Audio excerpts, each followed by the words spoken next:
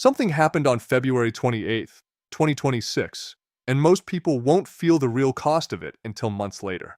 Not tomorrow, not next week, October, maybe even November. By then, almost everyone will have forgotten what caused it, but their bank account won't.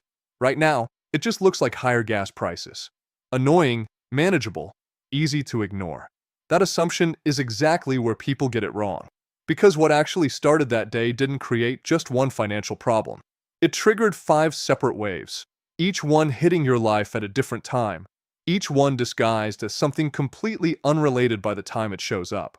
And if you only react when you feel it, you're already too late. My name is John, and I spend a lot of time breaking down the kind of financial patterns most people overlook, the quiet shifts that don't look dangerous at first, but end up costing the most over time. In the next few minutes, I'm going to walk you through all 5 ways that are already in motion, when they're going to hit your wallet, and most importantly, what you should be doing right now before they arrive. Because the difference between people who stay financially stable during times like this and those who slowly fall behind isn't income, it isn't luck, it's timing and action. Let's go back for a second, because the timeline matters more than anything. At the end of February 2026, global tensions escalated rapidly. What started as diplomatic progress suddenly shifted into conflict. Within days, retaliation followed, key infrastructure was affected, and one of the most important global energy routes became severely disrupted. That single disruption triggered a chain reaction. Energy prices surged, supply chains tightened, and what you're seeing right now is only the first visible symptom of something much bigger unfolding behind the scenes. The first wave is the one everyone can already see: gas prices. You've probably noticed it. Maybe you've stood at the pump, watched the numbers climb, did the math in your head, and thought, yeah, it's higher, but I can deal with it. And you're right. On its own, it is manageable. For most households, it might mean an extra $40 or $50 a month. Not ideal, but not devastating. That's exactly why it's dangerous. Because it tricks you into thinking the situation is under control. But this isn't just about the gas in your car. It's about diesel, the fuel that powers the entire system behind your daily life. Every truck delivering groceries, every shipment moving across cities, every piece of equipment involved in production depends on it. When diesel prices spike, everything that relies on transportation becomes more expensive, and that leads directly into the second wave, which is already on its way. Groceries. This one hasn't fully hit yet, but it's already in motion. There's always a delay between rising fuel costs and rising food prices, usually about 30 to 60 days. So what you'll start noticing soon won't come with a clear explanation. It'll feel like your grocery bill is just higher. You'll go to checkout and the total will be $30, maybe $50 more than you expected. And your first thought will be that you must have bought more than usual. But you didn't. What you're actually experiencing is the cost of transportation being passed through the system, step by step, until it reaches you. And it doesn't happen all at once. It creeps in slowly, quietly, which is why it's so easy to ignore at first. But over time, it adds up. That subtle feeling that your money isn't stretching as far as it used to, that's not random. That's wave 2 doing exactly what it was always going to do.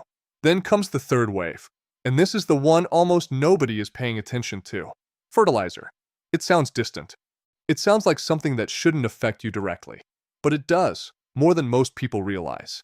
Fertilizer production depends heavily on energy, especially natural gas. When energy markets are disrupted, fertilizer becomes more expensive.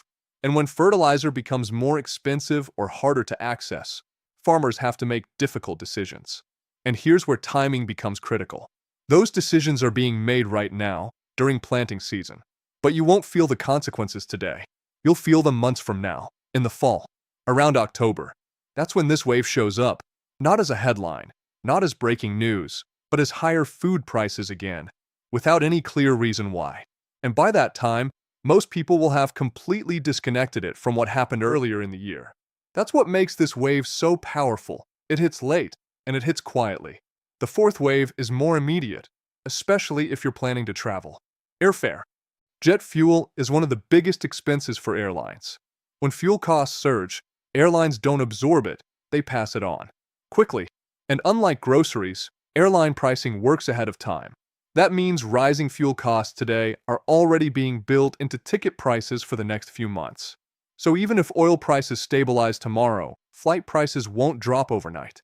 They'll stay elevated, which means the price you see today is likely lower than what you'll see in a week or two. This is one of the few situations where waiting almost guarantees you'll pay more. And then there's the fifth wave, the biggest one of all: interest rates. This is where the real financial pressure builds, because it doesn't show up as a sudden expense. It shows up as a lack of relief. At the beginning of the year, many people expected borrowing to get cheaper. Lower mortgage rates, lower loan rates, easier access to credit. That expectation has now shifted. Because when energy prices rise, inflation tends to follow. And when inflation rises, central banks are forced to keep interest rates higher for longer. That creates a difficult environment. Borrowing stays expensive. Debt becomes harder to pay off.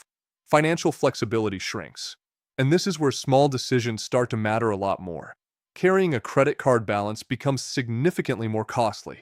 Waiting to refinance becomes riskier. Delaying financial adjustments becomes more expensive over time. It doesn't feel dramatic in the moment, but over months, even years, it adds up more than any of the other waves. And this is where the gap starts to open between people, not based on how much they earn, but based on how early they react. Some people will make small adjustments now. They'll cut unnecessary expenses, build a bit of a financial cushion, stay consistent with their investments, and reduce high-interest debt. Nothing extreme, nothing dramatic. Just simple, disciplined moves made early. Others will wait.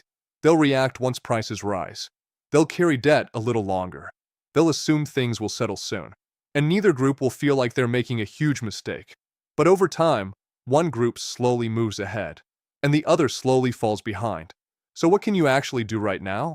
Start by strengthening your emergency fund and keeping it somewhere that actually earns interest. If you're carrying high-interest debt, especially on credit cards, prioritize paying it down as aggressively as possible. That interest compounds faster than almost anything else right now. Continue investing consistently. Don't stop. Don't try to time the market. The moments that feel uncertain are often the ones that create the biggest long-term gains. If you're planning travel, book earlier rather than later. And take a close look at your everyday expenses, especially anything tied to fuel or transportation, and adjust where you can. These aren't exciting strategies. They won't go viral, but they work. Most people will spend the rest of 2026 wondering why everything feels more expensive. They'll notice the higher grocery bills, the rising travel costs, the pressure on their finances, but they won't connect the dots. You just did. You now understand all 5 waves, not just the first one everyone sees. And that gives you something incredibly valuable. Time. Time to adjust before the impact hits. Time to make smarter decisions. Time to stay ahead instead of catching up. Because in situations like this, the biggest financial advantage isn't money. It's awareness, followed by action. And now the only question left is, what are you going to do with it?